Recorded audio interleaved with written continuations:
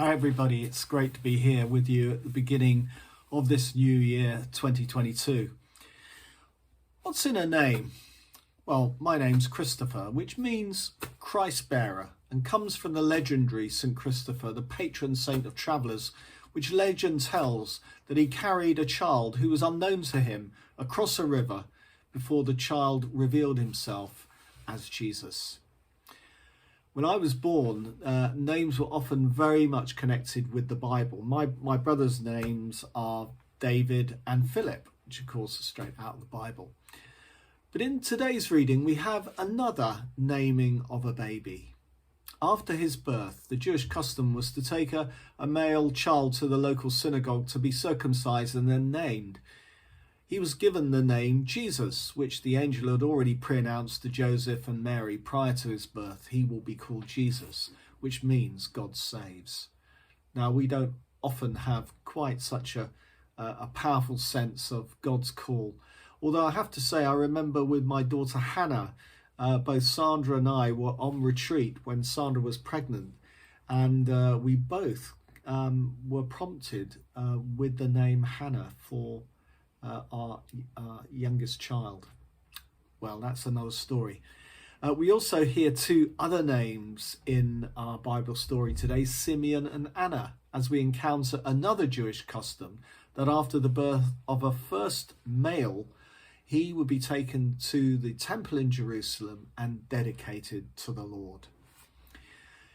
In the Old Testament, there's the story, isn't there, about Samuel being taken by his mother Hannah to the temple and literally given to Eli, the priest, to be trained to serve in the synagogue. The alternative was to take a notional sacrifice, which in this case and in the story of Jesus is a pair of doves or two young pigeons to pay a ransom for what belonged to God, and that released your son from working directly for the temple. It sounds a very old-fashioned idea, and yet the symbolism is really powerful. We take the most precious thing in our life, which in those days was the firstborn son, important because without a son in the family could not survive in the long term. The family business would not function, and the status of the family would disintegrate. And therefore, handing over our most precious thing to God was an act of total surrender, total trust and faith in God to provide. And of course, we think back to that story of Abraham and Isaac. He was just about to literally sacrifice his son when the angel stopped him. But Abraham had actually passed the test. His trust in God was so powerful, he was prepared to go to the very limit in trusting him. Hannah did it with Samuel, and she literally handed over her son as an offering to the Lord. And its foundations were grounded in God's love for us, in that he gave his one and only son to be a living sacrifice for all of us, which we see when the infant grows up and gives up his life on the cross for us. In his case, Joseph and Mary would have some idea of the mission Jesus was to undertake, confirmed in Simeon's words, and a sword will pierce your own soul too. Here were the words of prophecy to Mary of the pain she would feel watching her son die on the cross. And so Simeon and Anna were important heralds of the coming of the Messiah.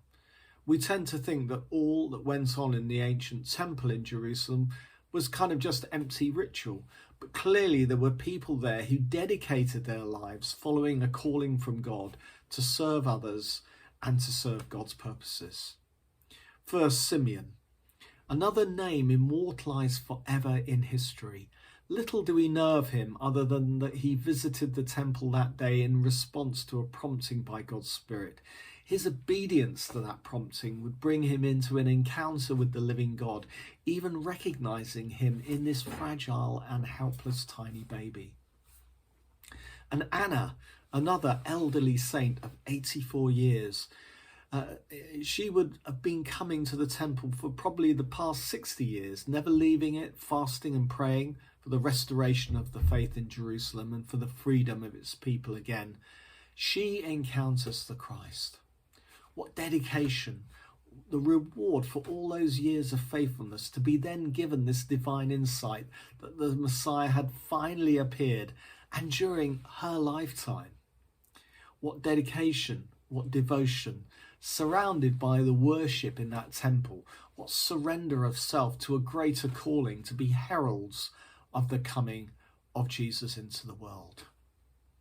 Now, that may seem a very distant thing for us.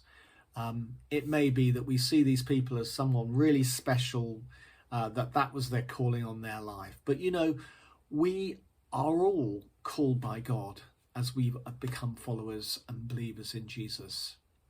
We're now part of a virtual community, viewing this talk on a tablet or on a TV or even perhaps on your phone.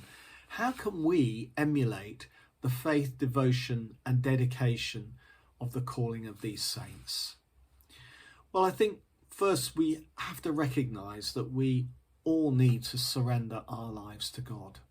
Mary and Joseph had already done this, which we heard, of course, in the Christmas story, and now they make the journey from Bethlehem to Jerusalem and symbolically dedicate their most precious thing, their firstborn son, to the Lord. And I think this is a challenge to us. Are we prepared to surrender our lives, our precious lives, again to the Lord as we begin this new year? Secondly, place is quite important. They were there in the temple. Up until Christ's crucifixion, this was believed to be the place of God's presence. This was where you encountered God.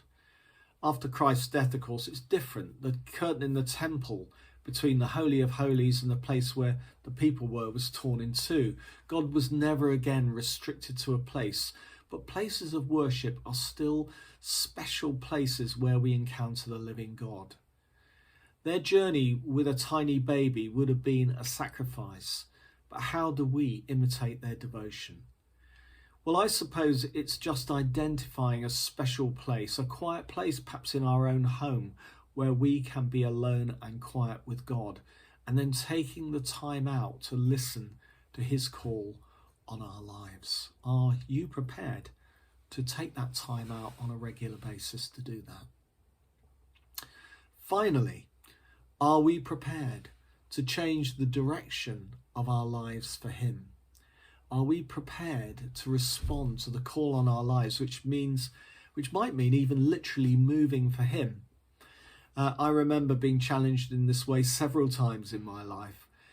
In my last parish, I recall having sorted out all the things in the church, suddenly getting the call to come here. It seemed like the wrong time, and yet it was a definite call to move. I also remember encountering God powerfully on Good Friday in 1992 in our parish church, when our vicar came up to Sandra and I after a very moving kind of Good Friday service and said, I sense God is calling you into a full-time ministry in the church. And it took us, I can tell you, a long time of denial, wrestling, and finally surrender to put our very comfortable life to one side and set out on an uncertain journey to follow that call. And so, as we begin this new year, we have in this story a challenge. Is God prompting you to surrender to him, to rededicate your life to him, or even perhaps to change direction to follow his call on your life? I'm reminded of the words of that great Matt Redman song, Unbroken Praise, and I'd like to use it now as a time of reflection, focusing on the words. Simeon and Anna, two names in God's book of life, immortalized forever in the Bible for their devotion and dedication to the Lord. Don't we all want to be remembered like that? And Redman uses these words, my surrender, my devotion, be yours forevermore. And then again later he says, Lord, take this life, let it become your throne, unbroken praise be yours.